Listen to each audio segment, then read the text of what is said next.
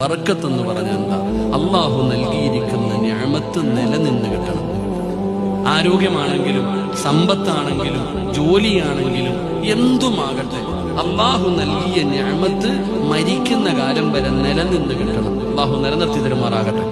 ഒരാൾക്ക് വീടുണ്ട്, പണമുണ്ട്, കാറുണ്ട്, അധികാരമുണ്ട്, ഭാര്യയുണ്ട്, മക്കളുണ്ട്, കൊട്ടാരം പോലെയുള്ള വീടുണ്ട്. ആ മനുഷ്യന് ആരോഗ്യമില്ല. ഇത് കിട്ടിയിട്ട് വല്ല കാര്യമുണ്ടോ? കാര്യമുണ്ടോ? ആവശ്യത്തിന് പൈസ ഉണ്ട്, നിനക്കൊരു മട്ടൻ മന്തി പോലും തിന്നാൻ പറ്റത്തില്ല, പിന്നെ പൈസ കൊണ്ട് കാര്യമുണ്ടോ? അള്ളാഹു തന്നത് നിലനിന്ന് കിട്ടണം. അള്ളാഹു നിലനിർത്തി തരുമാറാകട്ടെ. അള്ളാഹു നിലനിർത്തി തരുമാറാകട്ടെ. നിലനിൽക്കാനുള്ള ഒരു വഴി പറഞ്ഞു തരട്ടെ. നിനക്ക് അള്ളാഹു നൽകിയ നിഅമത്തുകൾ മുഴുവനും മരിക്കുന്ന കാലം വരെ നിലനിൽക്കാനുള്ള ഒരു വഴി പറഞ്ഞു തരട്ടെ.